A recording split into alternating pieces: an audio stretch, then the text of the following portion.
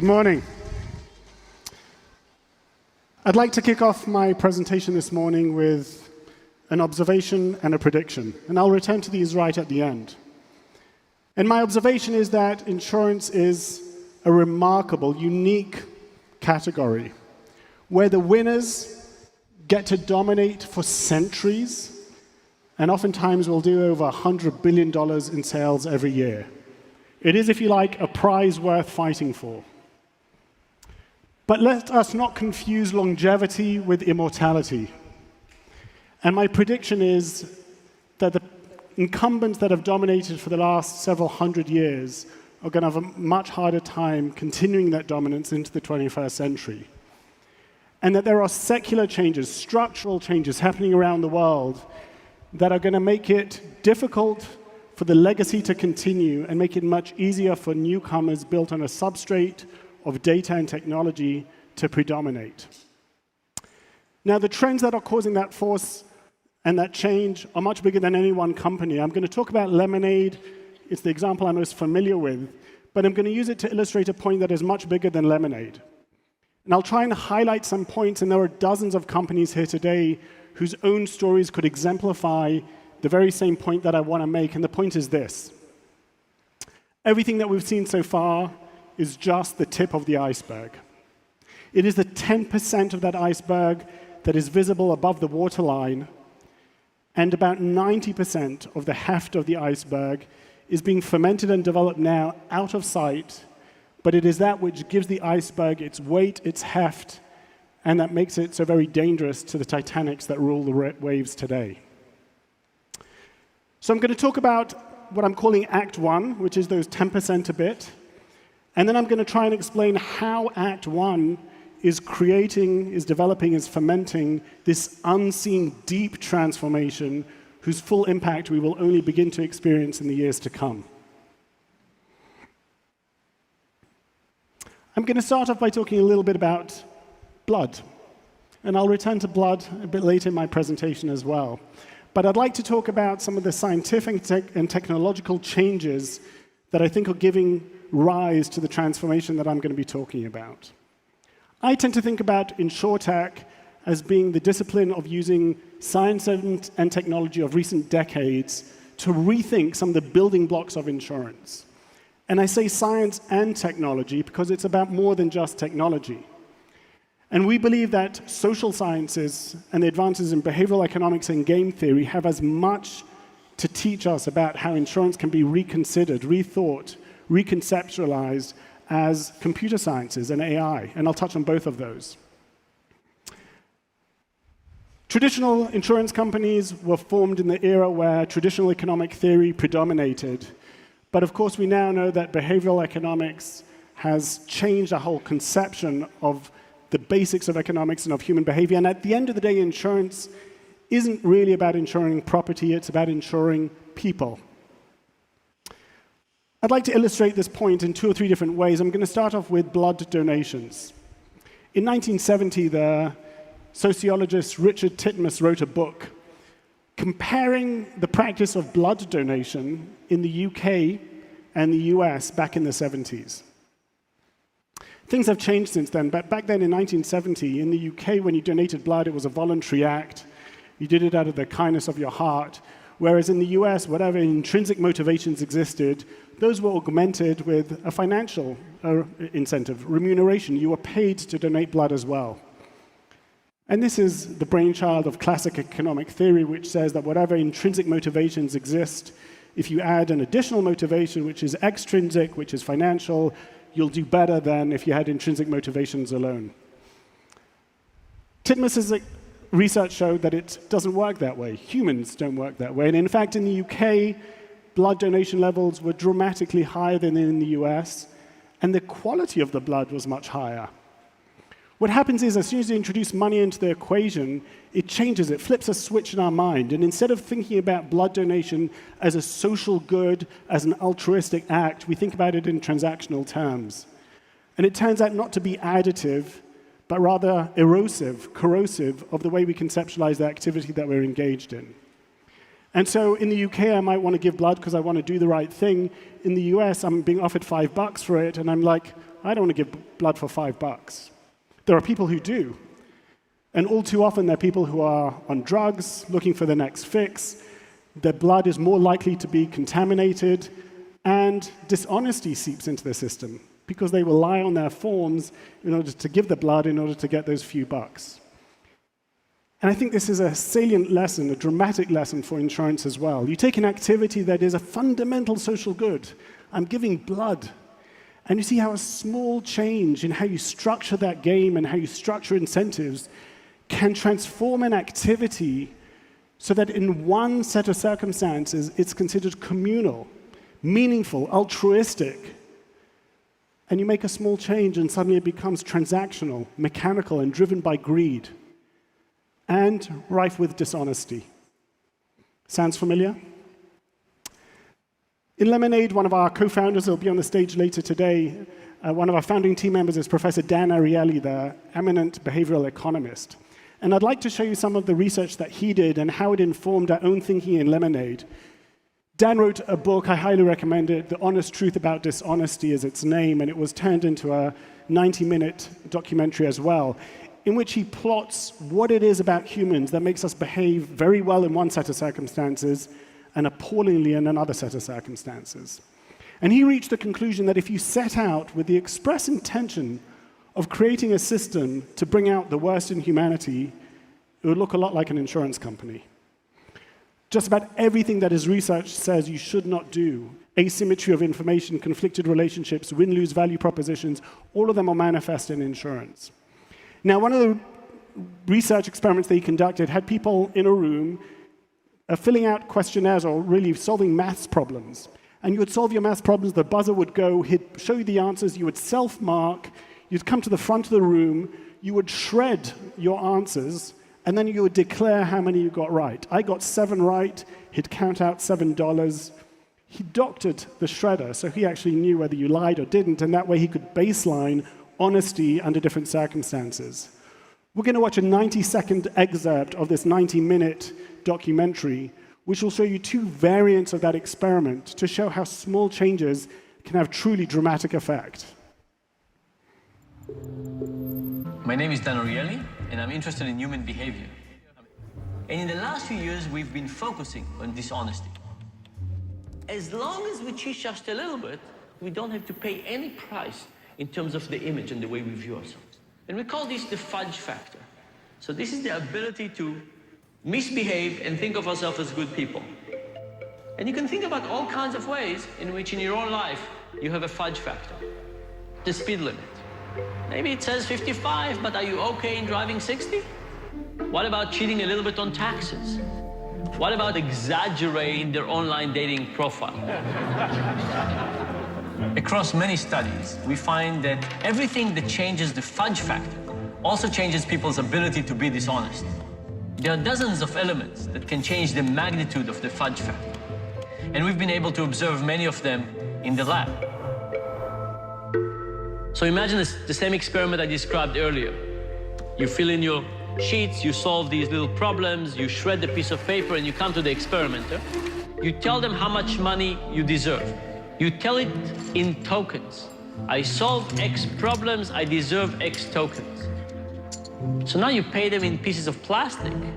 They take this piece of plastic, walk 12 feet to the side, and change it for dollars.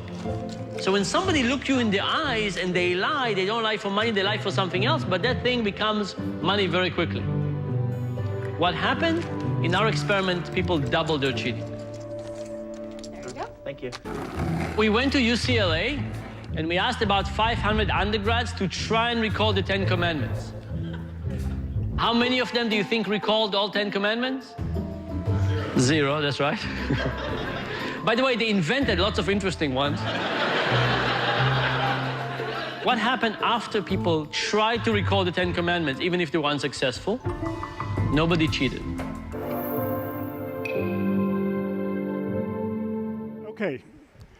So we've seen how asking about the 10 Commandments versus paying in tokens versus money, having a deep understanding of the social sciences, not just the computer sciences, can transform behavior. And if you're trying to create an insurance company that is addressing one of the most endemic problems of insurance, which is distrust, and trying to create a lovable, trusting brand, you have to delve deeply into these.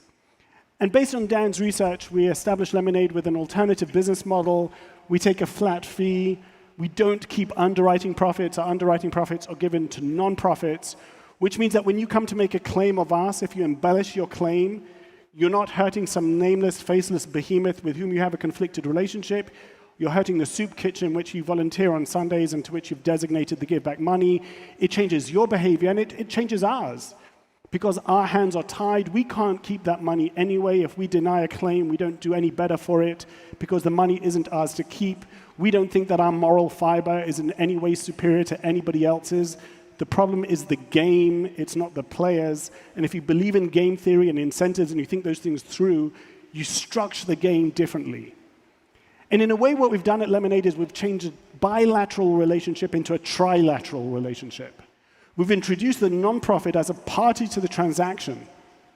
In absolute dollar terms, it may not be a big deal, but in behavioral terms, it's very dramatic.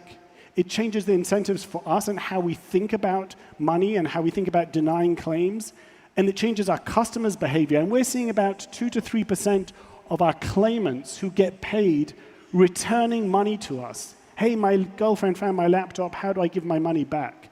Which is just about unheard of, and in Lemonade is happening the whole time, so we're beginning to see evidence of that switch that we saw with the blood, that switch that we saw with the Ten Commandments. We're beginning to see evidence of that coming to fruition in Lemonade as well, trying to change something that is transactional into something that is meaningful. And the final point on this I'll use is a game theory analogy. So there's the game of chicken. Don't try this at home. It's a game where you drive down a road, you careen down a road at ridiculously, recklessly high speeds. Somebody is careening towards you, and the winner is the one who doesn't swerve. As ludicrous as the game is, it actually served game theorists during the Cold War and was used to develop the mutually assured destruction theory, which kind of kept the world safe for decades. Now imagine you and I are playing this game, we're careening towards each other, and you're psyching yourself up, saying, I'm not going to swerve, I'm not going to swerve, I'm not going to swerve. And as you do that, you see me rip the steering wheel off and throw it out of the window. We've changed the game dramatically. You're going to swerve first, I can assure you of that. Because I've tied my hands, I've made it impossible for me to do that which you think I might do, and I've signaled that to you. And that kind of game theory has also informed a lot of thinking at Lemonade, and I think has massive application across our industry. So pillar number 1 in Act 1 is behavioral sciences, social sciences, rethinking business model innovation, not just technological innovation. But for us, that goes hand in hand with technology. I have to at first be able to trust you much more than I trust you today, and you have to trust me. And then I can use technology to pay your claims pretty quickly and to take out a lot of the friction points because our incentives are aligned rather than conflicted. So at Lemonade, most of our activities are conducted by bots. You buy insurance, you're talking to a bot. First notice of loss is always taken by a bot. A third of our claims are handled start to finish by a bot and paid within a number of seconds. Much of our back office is managed by bots as well. And I'd like to talk a little about both the efficiencies and the customer satisfaction that this provides. So let's start just with expense ratio and efficiencies. This is a true curve of the ratio of policies that we have to employees. We've got over 250,000 customers. We've got under 100 employees. I made this slide a week ago. It's already outdated. We're at 2,700 customers for every employee on the team. Now, just to calibrate you, we looked at some of the leading companies in the US, State Farm, Farmers, Allstate, etc., all the companies with the word farm and state in them. And the ratios there that you see are these. So State Farm, the largest insurer in the nation, is at about 1,200 policies per employee, etc. But even that, frankly, understates, or in some senses overstates, the efficiencies of traditional insurance business models, simply because it doesn't count agents who are a big part of the workforce, and it counts policies rather than customers, and customers have multiple policies. So you really have to kind of close one eye and squint with the other to get that view. If you adjust for that, this is what it looks like. Note that the companies that you see here, Farmers, Allstate, Geico, State Farm, are arrayed in their order of size. The larger you get, the more efficient you become. So it's, I think, very telling, and other startups are seeing similar dynamics, that when you build your company on a technological platform, on a substrate that is digital, you're able to perform labor-intensive tasks through technology, and that has dramatic impact on the cost structure as well as other efficiencies. But it goes much more than that. It's easy to become super efficient if you're willing to pay the price in terms of customer satisfaction. Your call is important to us and will be answered in the order in which it was received, is a surefire recipe for very low customer satisfaction and tremendous efficiency. So, is the use of technology coming at the expense of customer satisfaction? And the answer is no. Google, Lemonade reviews, or look at some of the other companies out there. This is ClearSurance, one of the popular consumer review sites. And just a few weeks ago, we eked out USAA in renters insurance to be the #1 brand out of 270 brands ranked by ClearSurance in the US today, with customer satisfaction levels that are much higher than elsewhere, NPS scores that are much higher than elsewhere. When you use technology well, you don't just collapse costs, you delight consumers. Because computers will operate in a faster way, give instantaneous responses, and they can also be delightful. You can actually today, technology and AI is reaching the point for the first time that it doesn't have to be an annoyance. Sorry, I didn't quite understand that. Can you repeat that? Can you say it again? All those kind of annoyances that we used to from automated systems. And today, thoughtfully applied, you start seeing levels of customer satisfaction by interactions with bots that exceed customer satisfaction of interactions with humans. I love this quote from Business Insider. The cheerless customer service representative at Liberty Mutual had about half the personality of Lemonade's chatbot. Now, the upshot of that is truly impactful in terms of business and in terms of brand. And if you look on Twitter, you'll see that people are talking about insurance in ways that they didn't. Typically, insurance companies are concerned about Twitter. They worry about expletives and other complaints, and that's pretty what dominates Twitter today. And then you come across things like this. Lately, all I ever want to do is passion rant to people about Lemonade, the kind of stuff that we honestly didn't expect and are thrilled and honored to have, but it's all down to that application of technology in a way that delivers an amazing experience at a fraction of the cost. Unless you think this is just neat, it has real business implications. Here was one study talking about generated traffic to Lemonade and customers coming through social, and you can see how many come to Lemonade versus the other brands. You're talking about a 20x improvement in customer attraction, customer acquisition costs, which means that doing everything that I just discussed, the behavioral economics on the one side, neutralizing conflicts, introducing a social impact dimension, aligning interests, and then powering that on a technological foundation, can lower cost of acquisition, can lower churn, can lower fraud, and can lower dramatically the overheads of running an insurance company.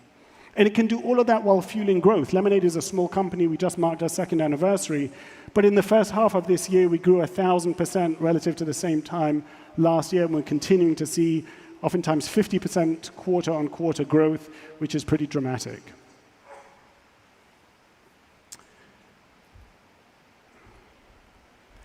All of that is Act 1. And Act 1, using AI to deliver delightful customer experiences and to crush costs, is in itself disruptive. And industry after industry after industry has been transformed by that alone. Think about Spotify, think about Amazon, how they use technology to transform distribution.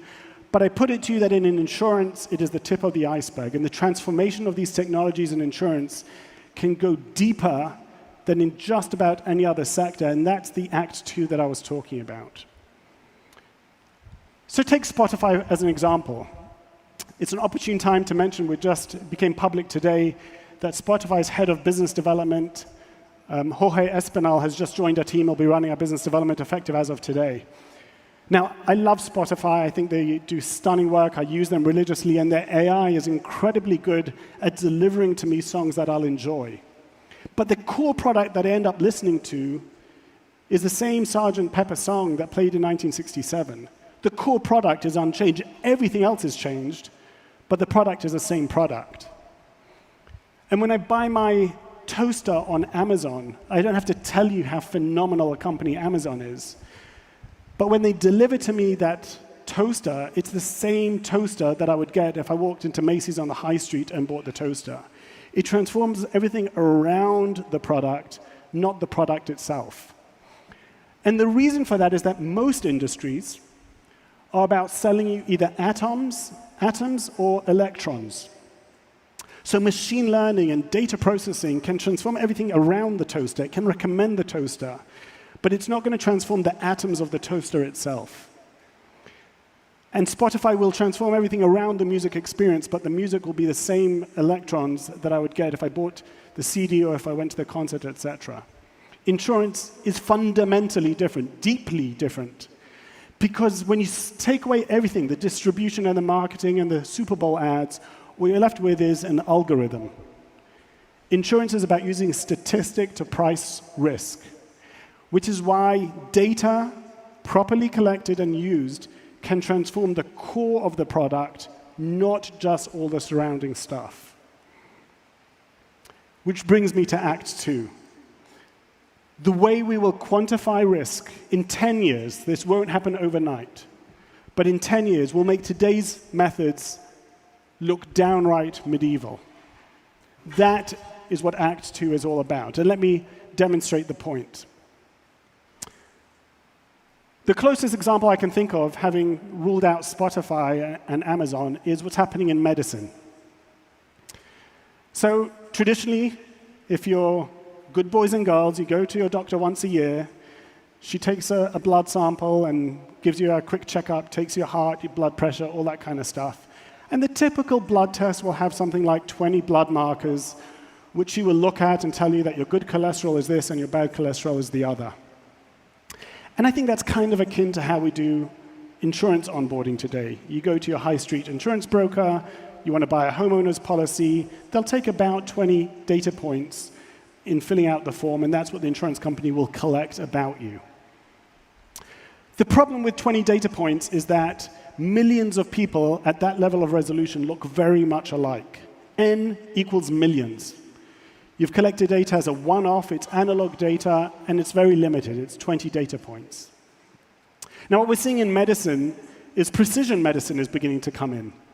Many of you will be wearing watches now that rather than taking your blood and heart rate and everything else once a year, are streaming stuff to the cloud 24/7 about how much time you're spending walking, running, standing, sleeping, heart rates, and the rest of it.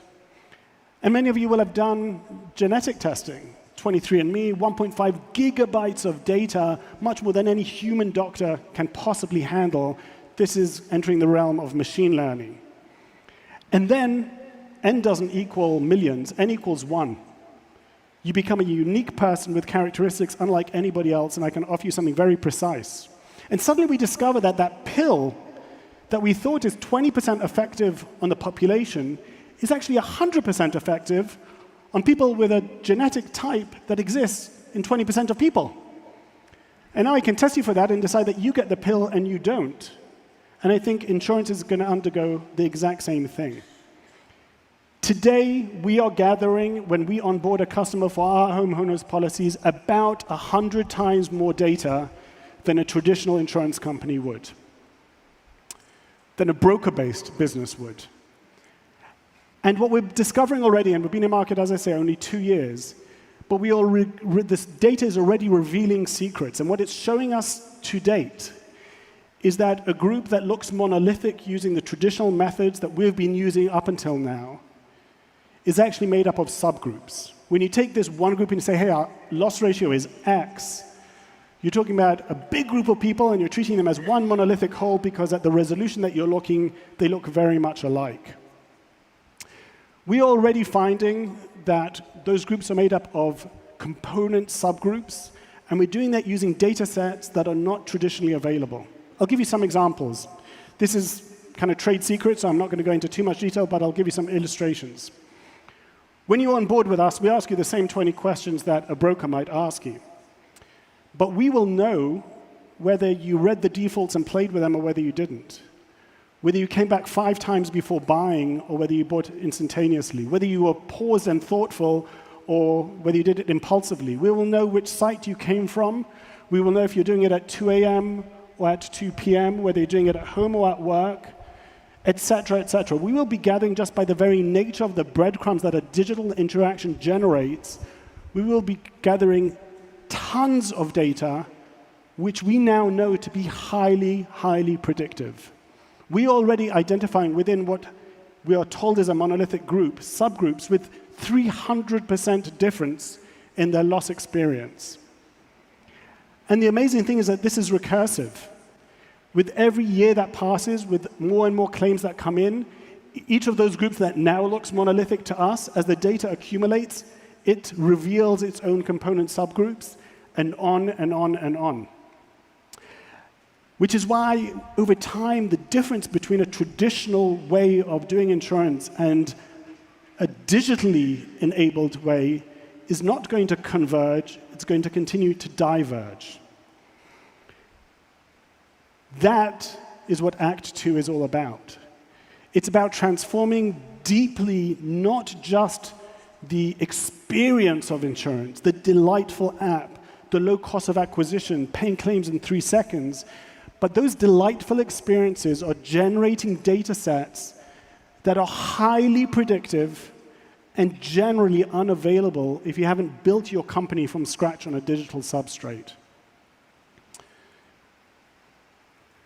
I wasn't around in the halls of Walmart 20 years ago when they first realized that Amazon is a new thing.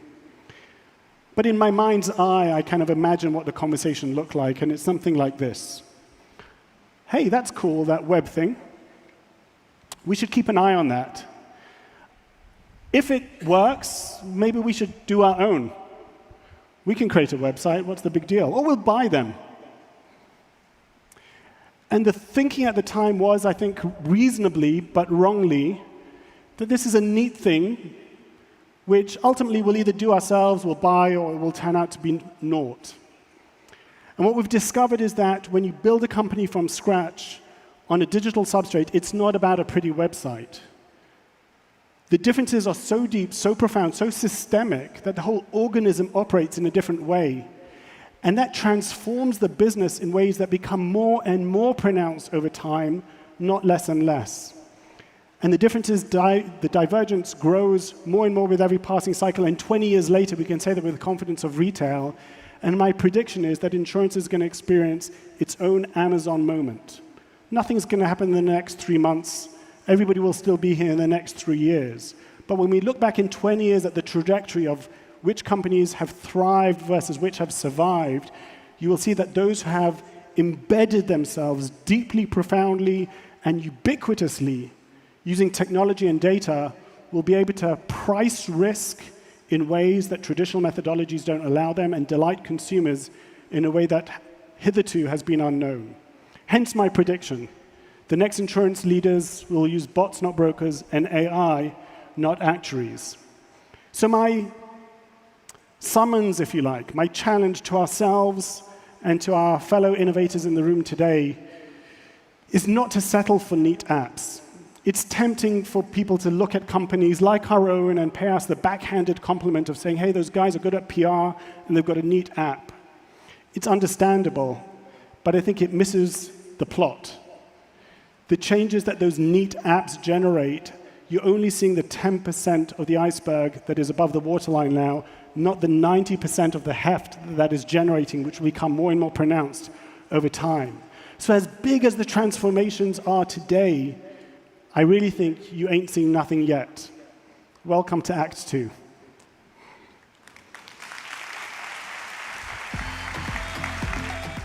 Old insurance kinda sucks, but Lemonade is different. When you pay us, we take a small flat fee. The rest goes to covering your stuff. So if something happens, we pay super fast. That's what you get when you have bots instead of brokers and algorithms instead of paperwork. Best part, leftover money goes to nonprofits you care about. Seriously, that's Lemonade. Insurance powered by AI and driven by social good.